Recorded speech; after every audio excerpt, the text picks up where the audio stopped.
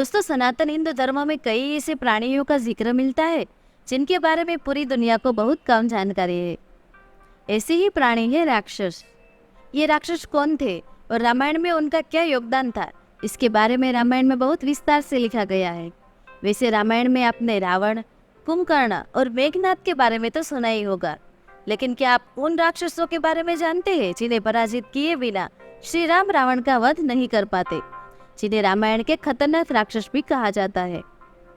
तो हम इस वीडियो में ऐसे ही राक्षस के बारे में बताने जा रहे हैं जिन्होंने श्री राम की सेना के विरुद्ध भयानक युद्ध किया था और श्री राम और उनकी सेना के द्वारा मारे भी गए थे। ऐसा ही एक मायावी राक्षस था प्रहस्त। मायावी राक्षस प्रहस्त, जो लंकापति रावण के प्रधान सेनापतियों में से एक था। जब राक्षस अकंपन के मारे जाने के बाद रावण शोक के सागर में डूब जाते हैं और अपने मंत्रियों के साथ युद्ध की नीति बनाकर महाबली प्रहस्त को युद्ध में जाने की आज्ञा दे देते हैं। अपने राजा की आज्ञा को पाकर प्रहस्त लंका की विशाल राक्षसी सेना के साथ युद्ध भूमि में जाकर वानर सेना पर टूट पड़ता है। उसकी सेना और विशाल शरीर को देखकर भगवान राम विभीषण से पूछते हैं, यह कौन है? श्री राम के इस प्रश्न पर विभीषण बताते हैं, यह महाबली प्रहस्त है, जो लंका का प्रधान सेनापति है और यह अस्त्र शस्त्रों को जानने वाला है। देखते ही देखते प्रहस्त ने अपने प्रहार से असंख्य वानर सेना को मौत के घाट उतार दिया। अंत में श्री राम की सेना के सेनापति और अग्नि के पुत्र वानरराज नील ने प्रहस्त का वध कर दिया। प्रहस्त इतना बड़ा वीर राक्षस था कि जिसके मारे जाने के बाद रावण को खुद रणभूमि में आना पड़ा था। रामायण का ऐसा ही एक मायावी राक्षस था महोदर। वाल्मीकि रामायण में वर्णन मिलता है कि मायावी राक्षस महोदर रावण का रिश्ते में दूर का भाई था। उसकी सबसे बड़ी विशेषता यह थी कि वह देवराज इंद्र के हाथी ऐरावत की कुल से जन्म लेने वाले हाथी सुदर्शन पर सवार होकर आता था। यह अत्यंत वीर और युद्ध कौशल में निपुण था। महाबली वानर नील ने ही महोदर को मार गिराया था। रामायण के ऐसे ही तीसरे मायावी राक्षस थे नरांतक और देवांतक। आपने रावण के पुत्र मेघनाद और अक्षय कुमार के बारे में तो सुना ही होगा, परंतु मायावी राक्षस नरांतक और देवांतक भी रावण के ही पुत्र थे, जो अति बलशाली होने के साथ साथ अस्त्र शस्त्र के जानकार थे। महावीर हनुमान और देवांतक का भीषण युद्ध हुआ, जिसके चलते मायावी राक्षस देवांतक मारा गया और बाद में अंगद ने भी नरांतक का वध कर दिया। रामायण का ऐसा ही चौथा बलशाली राक्षस था कुंभकर्ण। राक्षस कुंभकर्ण, जो कि रावण का छोटा भाई था, बचपन से ही वह अत्यंत बलशाली था। वह एक समय जितना भोजन करता था उतने में लाखों लोगों की फूट मिट सकती थी। कुंभकर्ण 6 महीने तक सोता था, फिर एक दिन के लिए जागता था। दरअसल इसकी कहानी यह है कि एक बार वह अपने भाई रावण और विभीषण के साथ ब्रह्मा जी की तपस्या कर रहा था।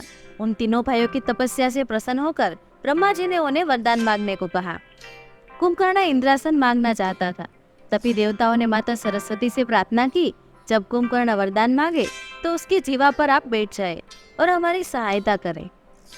परिणाम स्वरूप जब कुंभकर्ण इंद्रासन मांगने लगा तो उनके मुख से इंद्रासन की जगह पर निंद्रासन निकला, जिसे ब्रह्मा जी ने पूरा कर दिया। परंतु बाद में जब कुंभकर्ण को इसका पश्चाताप हुआ तो ब्रह्मा जी ने इसकी अवधि घटाकर 1 दिन की कर दी, जिसके चलते वह 6 महीने तक सोता रहता था, फिर 1 दिन के लिए उठता था। वाल्मीकि रामायण में वर्णन मिलता है कि उसका शरीर मेरु पर्वत के समान दिखाई देता था। जब वह युद्ध भूमि में गया तो बंदरों को पकड़ पकड़ कर खाने की कोशिश करने लगा। उसके शरीर को देखकर वानर सेना में भागदौड़ मच गई। अंत में भगवान राम के हाथों उसका वध हुआ। रावण की सेना का ऐसा ही एक शक्तिशाली राक्षस था अतिकाय। राक्षस अतिकाय, जो कि रावण की पत्नी विद्यामालिनी का पुत्र था, उसने ब्रह्मा जी से अनेक वरदान प्राप्त किए थे। जब वह रणभूमि में गया तो वानर सेना उसे देखकर यह समझे कि कुंभकर्ण फिर से जिंदा हो गया। यह सोचकर श्री राम की सेना भयभीत हो गई। राक्षस अतिकाय, जो कि राक्षसों में सिंह के समान पराक्रमी था, जिसे देखकर भगवान श्री राम भी आश्चर्य में पड़ गए। वाल्मीकि रामायण में वर्णन मिलता है कि अतिकाय केवल बलवान ही नहीं परंतु बुद्धिशाली भी था, लेकिन अंत में वह लक्ष्मण के हाथों मारा गया। रामायण का ऐसा ही एक चतुर राक्षस था अकंपन।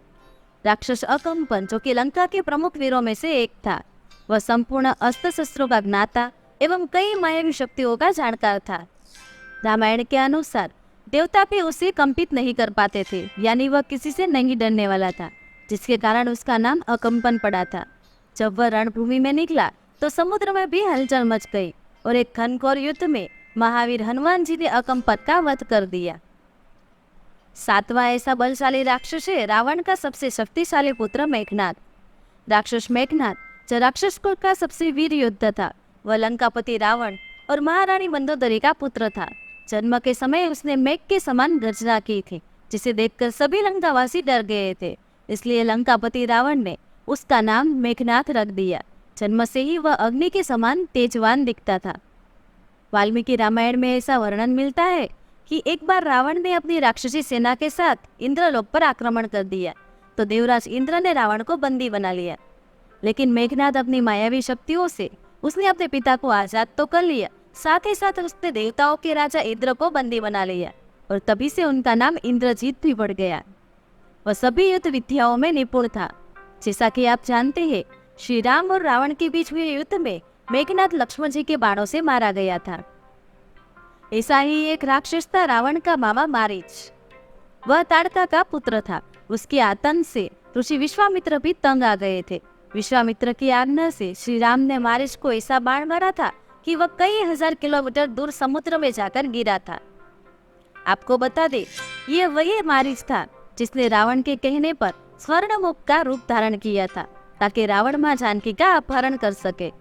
ऐसे ही 2 राक्षस थे रावण के भाई खर और दूषण। ये दोनों रावण के सौतेले भाई थे। शूर्पणखा ने सबसे पहले इन्हीं दोनों को अपने नाक और कान कटने का दुख बताया था। शूर्पणखा के अपमान का बदला लेने के लिए इन्हीं 2 भाइयों ने 14,000 की सेना को लेकर पंचवटी में भगवान राम, माता सीता और लक्ष्मण पर आक्रमण कर दिया था। वे दोनों धनुष बाण, फरसे, गदा, तलवार और मुसल जैसे अस्त्र शस्त्र के जानकार थे। श्री राम ने अपने वनवास काल के दौरान इन दोनों को सेना सहित पराजित कर दिया था। ऐसे ही बलशाली राक्षस थे रावण के नाना माल्यवान, माली और सुमाली। यह तीनों सुकेश नामक राक्षस के पुत्र थे। तीनों अत्यंत बलवान और अति शक्तिशाली थे। वे तीनों कहते थे, मैं ही विष्णु हूँ, मैं ही रुद्र हूँ और मैं ही सृष्टि रचयित ब्रह्मा हूँ। तीनों के आतंक से देवता और ऋषि भी परेशान रहते थे। रामायण में वर्णित कथा के अनुसार भगवान विष्णु से इसका युद्ध हुआ था। भगवान विष्णु ने अपने पराक्रम से इन तीनों को लंका से भागने पर मजबूर कर दिया था। तो दोस्तों, रामायण काल के सबसे खतरनाक और मायावी राक्षस की यह जानकारी आपको कैसी लगी, कमेंट में जरूर बताएं। दोस्तों, उम्मीद करते हैं आप सभी को हमारा ये वीडियो पसंद आया होगा। वीडियो पसंद आया हो तो वीडियो को लाइक और शेयर करना मत भूलिएगा। ऐसे ही वीडियो देखने के लिए आप हमारी चैनल पौराणिक कथा को सब्सक्राइब जरूर कीजिए और देखते रहिए, जानते रहिए। धन्यवाद। जय हिंद, जय भारत।